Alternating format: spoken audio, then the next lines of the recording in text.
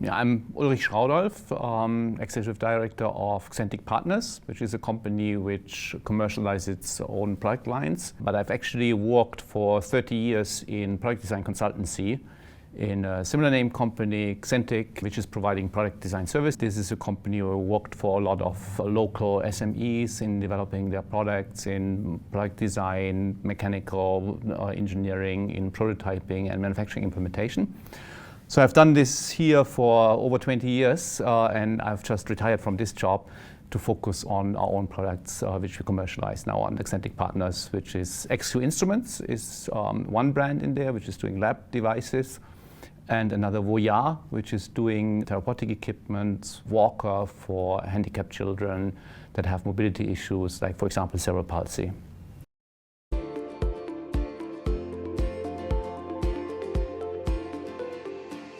My view, when you mention intellectual property, you're usually looking at the legal side of it. And for me, that is just one tool.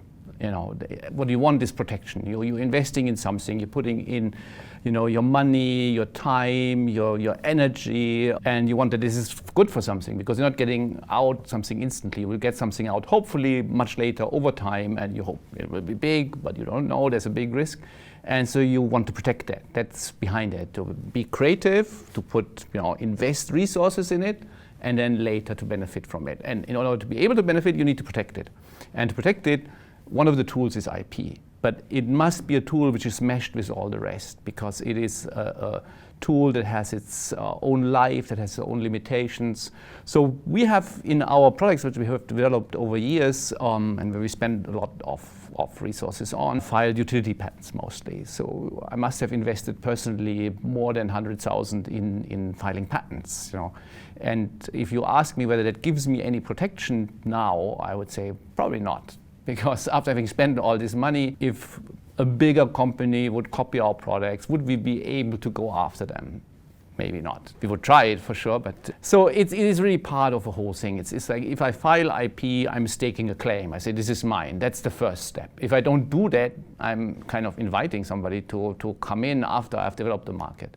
So for that, it's important. But it's really important to look at it in the big context of protection, and to see this one of the tools, and one of the tools that you need to mesh well with all the others, and to be aware of all the others and use them all at the same level. We can put a fortune into intellectual property. If you don't invest in the other measures of protection, it's not going to help you at all. But if they're all roughly on the same level and you have all of them in view, then hopefully you're in a good position. That's what we're hoping.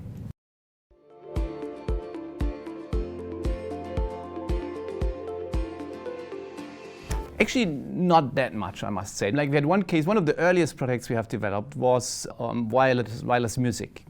Before there were all the Bluetooth speakers, before of all that, there was a company that came up with a chipset that was suitable for that, and we said, oh, this would be really cool to have, play wireless music. At that time, it wasn't from the smartphone, it was just from computers. But so we built that, and then Panasonic licensed it from us. So that was really nice. We had a big company paying in. They paid us well for the license. Great. That went 2 years. After 2 years, they said, oh, now we've developed our own solution. Thank you very much. We stopped the license. They were perfectly in their right to do that. Use that time to get into that market, and then in parallel, they had put their own R&D team on it. So we said, now that we have that solution for 2 years, that was kind of short, we want to do something with it. So we developed a standalone product, which we tooled up. We had a nice industrial design, nice module to play wireless music. And then we introduced it in the market. And we had really a hard time because we were way ahead of our time. So that's something I learned. Consumer products is really tough. The timing has to be perfect, and it's not about the solution. You can have our solution was superior to all the Bluetooth solutions there, but it didn't matter. So we had trouble selling it, and then suddenly another much bigger company with a brand came out with almost the same, and the ID even looked almost the same, and introduced in the market. And we sent lawyers after them and so forth, but at the end it didn't go very fast because they couldn't sell it, we couldn't sell it. So at some point we just gave up the fight, So that was kind of very enlightening. I mean, in order to protect something, you must have something valuable. Something valuable means it's somehow validated in the market, you can sell it. If you can't sell it, it doesn't matter if somebody else copies it. So that was one experience with it. Another was actually a customer of ours for whom we have developed a solution, which was also a wireless solution. That company, actually, because they were in the professional market, they made good progress, and they were able to sell the solution at a high price. And then a team split up from them and brought out the same product more or less. And so this customer came to us and said, what can we do? You know, it's like they left us and now they're going to bring our business down. And it so happened that as part of our industrial design effort, we had told them you should do a design registration, you know, just as a good practice. We tell this to every customer, you know, you do it in industrial design and say, oh, it has cost you so much, you should register it. But then on the industrial side, many say like, oh no, our product is an industrial product, you know, nobody sees it afterwards. We just make an industrial design so it looks good in a trade fair, it looks good in the brochure, but the design is not really that important to us. So we said, okay, fair enough, fine. And then when they came back to me and they were so you know, scared, I said, yeah, but we talked about design registration. You know, that would have been the first thing because this guy copied it 1-to-1. You could have went after that for something that costs really just a few $100s. So that was an interesting lesson that, yeah, the design might not be so important, but it's just what tool do you have? It's really about tools. I think that's what's often misunderstood. That tool, if you have it, you know, it's not about the design or whatever, but you have one tool that you can activate very quickly. It's much easier than with a utility patent. So what was also interesting in both cases, because we found out also in the first case that it was actually one of our employees that had left and taken the documentation with him. And this company actually didn't want to cheat. It was just there was his staff coming to them and said like, oh, I'm a genius, I can do you this. And they said, okay, let's give it a try. And they found out only later that actually it wasn't his property, that he had played up his role and his capacities, and it was actually that he was stealing that from us. So I think that's also quite typical. It's often based on people, on situations. It's not really that companies go out to steal something. They exist, obviously, but in the majority of cases, it is just something that happens through interests that are not aligned, through grievances, through misunderstandings. So you have to manage that side as well. So if there is an aggrieved staff that leaves and that thinks he can do it that way, that's a risk for you that you have to be aware of. So I think this was mostly my experiences with kind of IP theft. Perhaps we were lucky, so far not much happened, but also the things that we do so far are still on a fairly small scale, and that protects you. You know, I think that's some of the people who start something up are very scared of being copied. Also have to be aware, if you start and you're still small, nobody will copy you. And use that time, you know, to build up all your protections, because once you're successful, yes, then obviously people will come. And then if you have all your things in place, hopefully give them a very hard time to come in and take some of the market. They're not necessarily stealing from you, they want to take some of the market from you. So it's about, you know, limiting that access. And if you have solid through the beginning, yeah, if some come in, it might be actually good for you, but you want to keep your stake and keep it growing. That is my objective in that.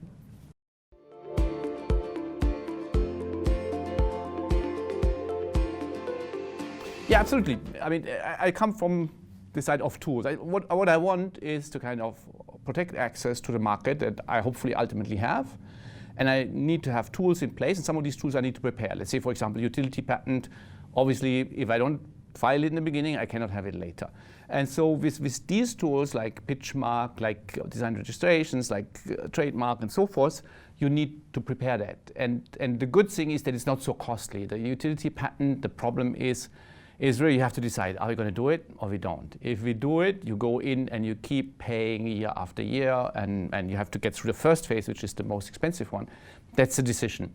On the smaller ones, it's almost like a non-brainer. Whenever you have something that say this might be in the market for a while, then you should protect it.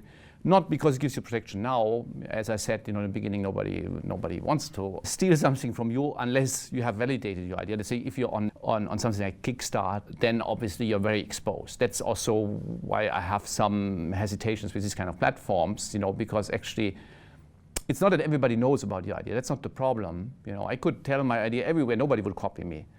But because the crowdsourcing is providing validation. And that's obviously what people are looking for. An idea is worthless, but an idea that's validated in the market has a value. And so that is, I think, if I would go on a crowdsourcing platform, which so far I don't do, partially for that reason, then you have to think much more about protection, because there are companies that will be much better placed than you, in many cases, to launch such a product and to commercialize it. They might be much faster than you. And that's what I see with things on Kickstarter. The kind of copy of that is out before the original idea is out.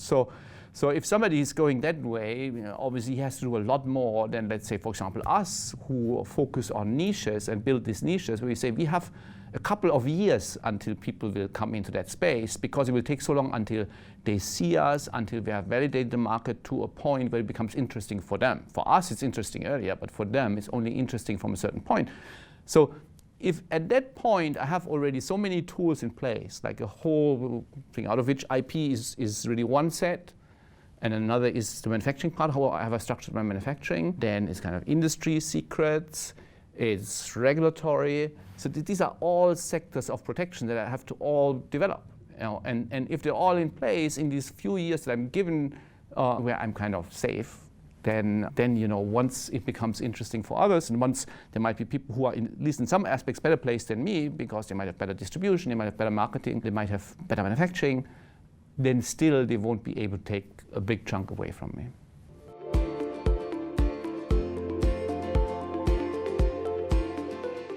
Oh, I mean, what you see from us now is laboratory devices, our capping machines for microtubes, our solid dispensers, which is both relatively unique products. There's very little in solid dispensing, for example. There's a lot in liquid dispensing, but we went to the solid dispensing. These products are in the market, and we're scaling the sales up nicely. So what we do there is, on one hand, we have utility patents, we have the IP in place, but as I said, that's not very important right now. That's more important for the future. But what we do there as well is to increase our product line, because by increasing the product line on one hand, because in these very professional applications, you increase the market for you. It's more people that will be interested in your products because you cater to their needs. That's one thing. But at the same time, if I have, let's say, 20 products in this product line, if somebody wants to compete with me, he has to come up with 20 straight away. Now he might, let's say it's a manufacturer in China, his cost to develop a product will be a lot less. His speed is probably faster.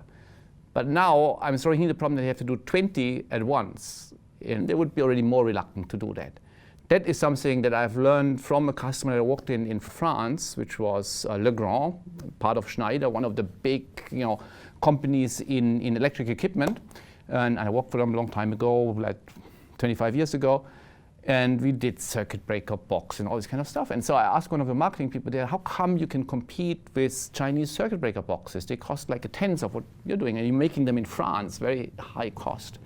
And then he showed me the catalog of Legrand. Said, this is our catalog of products. So if somebody is installing electric equipment in a building, like this one here, he needs lots out of these products. So any Chinese company will compete with us, they would need a catalog that is like roughly that. And that investment is more than any company can do, because we've developed that over 100 years. So he said clearly their protection is the breadth and depth of the product line. Even so, each product costs probably 10 times what a product, or 5 times, I don't know exactly, of what a product with similar functionality would cost from another manufacturer. The installers will buy from them because they buy the whole service, the support, the breadth of the product lines, everything fits to everything. So that made me understood that that's another protection that you have, the breadth of your product line. And then obviously every time you should do a design registration. If it's a key product, you should work with the IP tools. But at the core of it is actually your product line, that you're showing somebody not one product that I have on Kickstarter, but a whole product line. And if he copies one of them, in a way he helps me to some degree because it helps my marketing. But people say, this guy just has one product, it's not even as good as theirs. Yeah.